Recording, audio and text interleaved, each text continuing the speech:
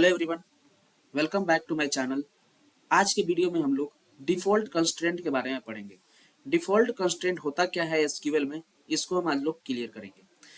इसमें मैंने एक लाइन का डिफिनेशन दिया है कि the default constraint is used to set a default value. Default value का मतलब क्या होता है? जैसे क्या होता है कि अगर हम लोग कोई फॉर्म फिल करते हैं तो उसमें कभी कभी क्या होता है कि अपने आप वहाँ पे फिल हो जाता है। हमारे जैसे कंट्री है तो वहाँ पे अपने आप हम फिल हो जाता है इंडिया।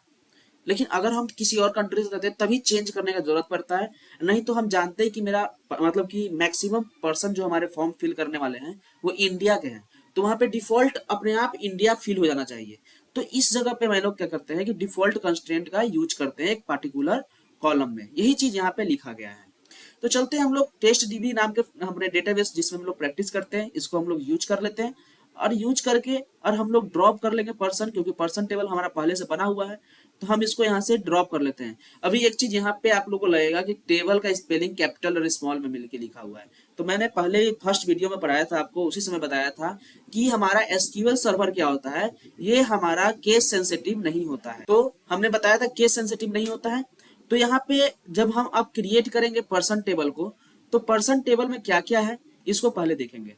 हमने आईडी यूज किया है जो कि नॉट नल है, हमको आईडी यहाँ डालना पड़ेगा। तो नॉट नल की जगह पे हम चाह रहे हैं क्या कि आइडेंटिटी यूज कर दे, तो हम लिख देते हैं यहाँ पे आइडेंटिटी और इसमें हम कर देते हैं 1,1 1,1। तो पहले मैंने बताया था आपको कि एक सीड होता है, एक इंक्रीमेंट वैल्यू होता है। सीड 1 से शुरू होगा, फिर 2 आएगा, फिर 3 आएगा। अपने आप हमको डालने की जरूरत नहीं पड़ेगी। नेम तो नेम है, एज एज है।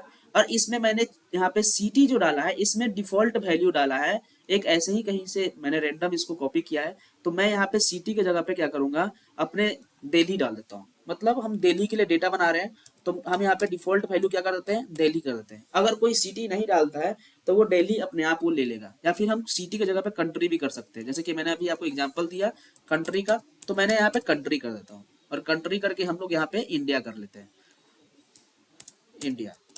अब जब हम इसको यहाँ से इसको सेलेक्ट करके और जब एग्जीक्यूट करेंगे इसको, तो हमारा ये टेबल क्रिएट हो जाएगा। अब टेबल क्रिएट होने के बाद जब हम इसको इंसर्ट कराएंगे तो देखेंगे इंसर्ट इनटू हमारा क्या है, पर्सन। तो पर्सन टेबल है तो पर्सन, और पर्सन टेबल में हमारा कॉलम कौन कौन सा है, आईडी तो लेने की जरूरत नहीं है, आइडेंटिटी यूज है उसमें। फिर नेम लेंगे, एज लेंगे और हमारा क्या लेंगे, कंट्री लेंगे। तो ये तीनों कॉलम लेने के बाद हम वैल्यूज लगाते हैं और वैल्यूज क्या देते हैं, नाम में देते हैं हम कुछ भी, एज हम मान लेते हैं कुछ भी, और इसके बाद कंट्री हम लोग ले लेते हैं इंडिया। तो हम अगर इंडिया अगर लेते हैं तो क्या होगा, हम इंडिया हम डिफॉल्ट वैल्यू दिए हुए हैं तो हमको लेने की जरूरत नहीं पड़ेगी। हम मान लेते हैं कोई और कंट्री करते हैं, यूएस कर देते हैं। और यूएस करने के बाद अब जब हम इसको एग्जीक्यूट करेंगे तो क्या होगा, तो हमारा जो वैल्यू इंसर्ट होगा वो यूएस के अकॉर्डिंग इंसर्ट होगा, क्योंकि हमने यूएस डाला है। तो अब हम इसको सेलेक्ट स्टार फ्रॉम लगा के चेक करेंगे, तो स्टार सेलेक्ट स्टार फ्रॉम, यहाँ पे हमारा क्या है, पर्सन। तो अब हम यहाँ पे जब इसको एग्जीक्यूट करेंगे तो देखेंगे क्या कि हमारा एक रूट इंसर्ट हो गया है और कंट्री क्या है, यूएस है। लेकिन इसी जगह पे अगर हम कंट्री भी इंसर्ट ना करते, कंट्री को हम लोग क्या करते, नल वैल्यू इंसर्ट करवाने की कोशिश करते हैं, तो ये नल वैल्यू इंसर्ट नहीं होगा क्योंकि हमने डिफॉल्ट का यूज किया है। अब हम यहाँ पे अपना नाम डाल देते हैं और अब हम इसमें क्या करते हैं, कन्हैया डाल दिए। और जब हम इसको यहाँ से इंसर्ट करवाएंगे तो ये बाय डिफॉल्ट कंट्री का वैल्यू क्या लेगा, इंडिया लेगा। अब यहाँ पे जब इसको सेलेक्ट करके एग्जीक्यूट करेंगे तो आप देखेंगे क्या कि हमारा यहाँ पे कंट्री का नेम इंडिया ले लिया है। तो यही हमारा डिफॉल्ट कंस्ट्रेंट होता है और इसका हम लोग किसी पार्टिकुलर कॉलम में करते हैं, जैसे कि मैंने यहाँ पे कंट्री कॉलम में किया है। हमने यहाँ पे डिफॉल्ट लिख के और बस वो वैल्यू डाल देते हैं। इस वैल्यू के साथ हमको डिफॉल्ट वैल्यू इंसर्ट करवाना है।